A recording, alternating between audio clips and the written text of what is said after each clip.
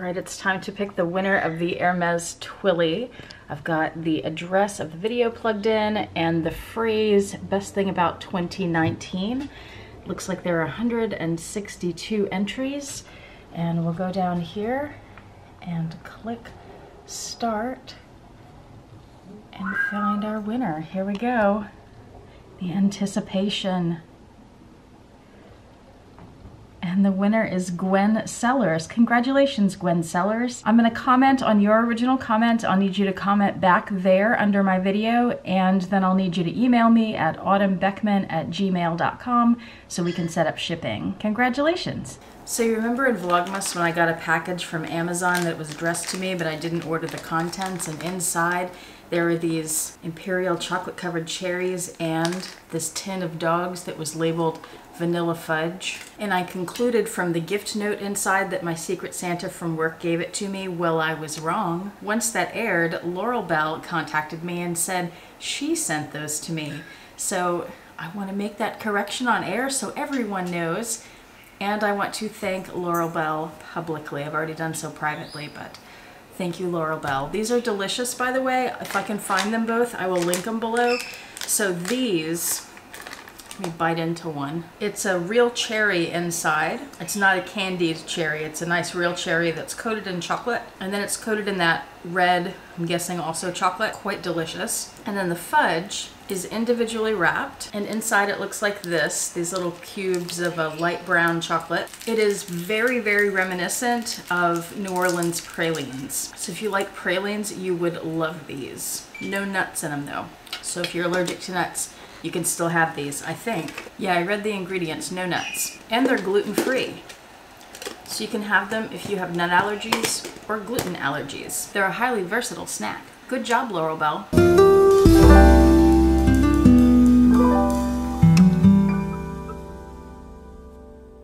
Okay, let's see if I can remember how to do this. Hi YouTube, Autumn Beckman here. Welcome to my channel, or welcome back to my channel.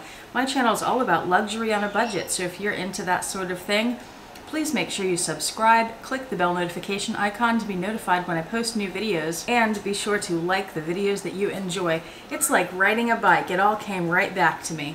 First take. If you don't know what I'm talking about, it's the first time I've done that post-Vlogmas. My last 25 videos did not have that intro. All right, let's talk about this market tote trend. Have you guys noticed this? I've noticed it for a while now, for maybe a year-ish. And I told you in Vlogmas that I have been obsessed with this Coach field tote. I still don't know if I'm gonna get it or not. I keep going back and forth for some reasons that we'll talk about in this video. But I've been thinking about this market tote trend. And let me first kind of define what I mean by market tote, because there are a lot of bags that are called market totes. There are a lot that are called shopping totes. There are a lot of bags that look like the bags that I'm talking about in this video that have all kinds of different names. So what I'm talking about are these really big and boxy bags that they usually have a short handle. Some also have a longer, like a shoulder strap. These are high-end bags by these high-end expensive designers. But to me, they remind me of totes that you'd have like at a farmer's market or a flea market. So I've been curious why we have this trend now, where it started, how it's been developing, because I'm seeing them more and more. Like by the time it gets to Coach, it's already at most of the big designers. And by the time it gets to the more mid-level designers like Coach, then it's very mainstream. So just from my memory, the first bag that I remember that had this kind of boxy, squared off shape was the Chanel Deauville.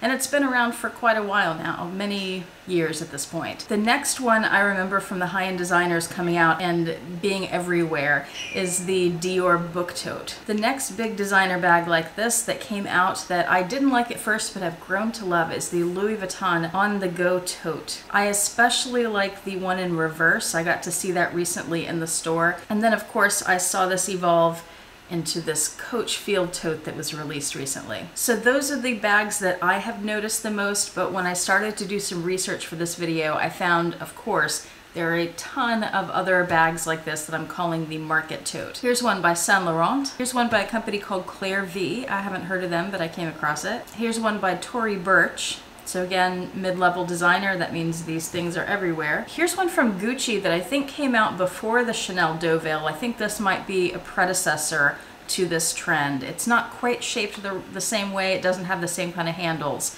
but I think that could be a predecessor. There's a brand called Feed that makes bags that look like this, and Feed, if you don't know them, they're pretty cool because proceeds from the sales of their bags go toward feeding low-income or impoverished people who need help with food. I also found that they did this collaboration with Ralph Lauren, and this is kind of a market tote. It's along those lines. Consuela, I've seen them all over like Facebook and stuff. There's a store near me that carries them. They have market totes, beautiful ones. Fendi has this market tote I love. Bobster92 has this one, and a Dior book tote, and a Louie Vuitton on the go tote. It actually has more than one of those now. So go check out his channel if you're interested in learning more about those. I'll link it below, of course. Louie Vuitton has, I've talked about this before in a video a couple months ago, the Mexicaba tote, and they also have a Portugaba tote, which I just learned about. Very similar, but made in Portugal instead of Mexico. And Balenciaga has gone crazy with this trend. They have all kinds of totes in this market tote kind of style. They have some that look like very traditional market totes, even flea market totes like this mesh one. They have some with imagery on them. They just have all kinds of them. There was no way I could include all of the Balenciaga ones in here. I could do a whole video just on that. So now seeing that there are these market totes that are appearing in mid-level designers, high-end designers,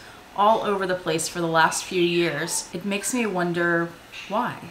Where did this come from? My first thought is that we just had this big mini bag and micro bag trend, and the pendulum is swinging way back in the other direction. So now we've got these big bags and extra large bags, because most of these market totes are quite large. So we're just trending in the opposite direction now. And that makes sense, but why market totes? Why not other kinds of giant bags? And there are other kinds of giant bags, but what is it about this trend that's so big? Like I said, when I see these high-end designer market totes, they remind me of very low-end totes, flea market totes. I have some examples here. They remind me of things like this, the little reusable shopping bags. This is a small one, but you know, they come in much bigger sizes. It's the same kind of boxy shape where the sides go in. It even reminds me of paper shopping bags. I mean, it's the same shape. This is just a small scale version of it. And if you go online and look for these bags, a lot of them are called shopping totes. There are also other bags that are called shopping totes that look different. But search for market tote and shopping tote, like designer market tote, designer shopping tote, and you'll find these things. Now, this is not the first time that these high-end designers have taken very low-end, I mean, pretend this is not Louis Vuitton, right? This is not the first time these high-end designers have taken low-end, inexpensive, cheap even items that are very mass-produced and elevated them, copied them, duped them into their own very expensive, overpriced designs. There's this Chanel shopping basket. This thing runs about $15,000. The Louboutin Mexicaba and Portugaba bags look like bags you can find in Mexico and Portugal for just a few dollars. The Feed bags look like Feed bags. This mesh bag from Louis Vuitton, this was a Marc Jacobs creation all the way back in 2007, so this is definitely not a new trend. This bag was a few $1,000s and it looks like something you could buy at a flea market. Celine made this bag that looks like a clear plastic shopping bag. And Balenciaga, I just love them for all these crazy designs. They're hilarious, I think. They famously made this bag that looks like the IKEA bag. The IKEA bag that you can buy for 99 cents at IKEA, Balenciaga copied without the IKEA logo and sold it for over $2,000.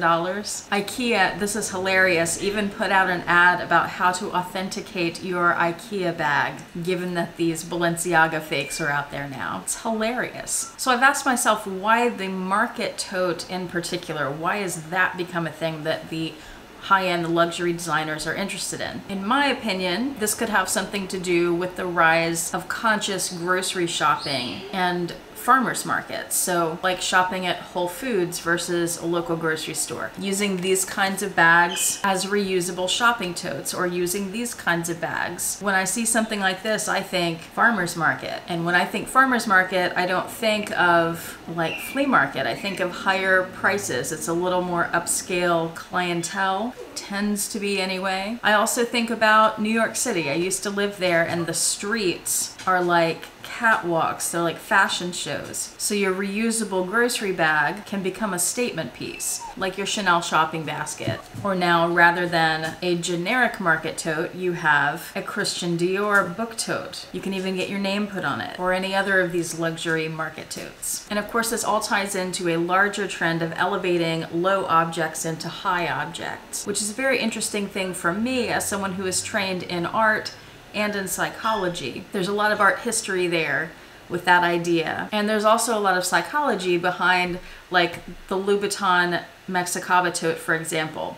Why someone would buy that as opposed to the much cheaper and almost identical pieces in the Mexican shops. Why would you buy the Balenciaga bag when you could get the IKEA bag for 99 cents? I mean, the Balenciaga one is leather, but I bet the IKEA one is a lot more indestructible. And that all ties into the appropriation of other people's work and the idea of dupes.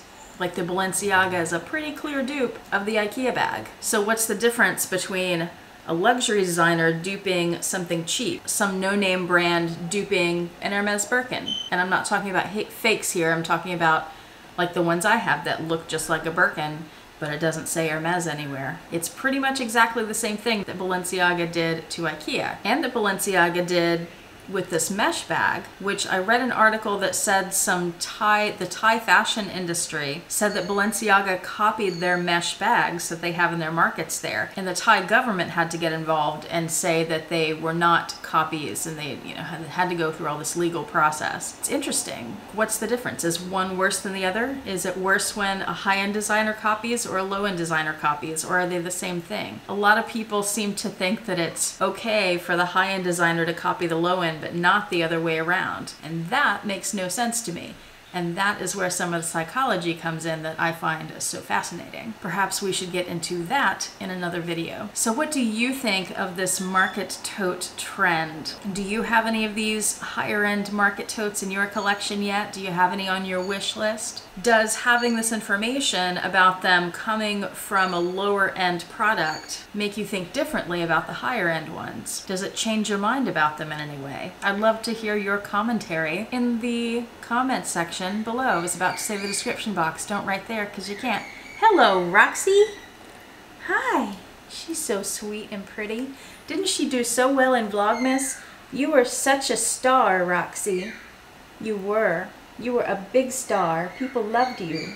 All right, I forget if I have a sign off. I don't think I do. So, see you next time.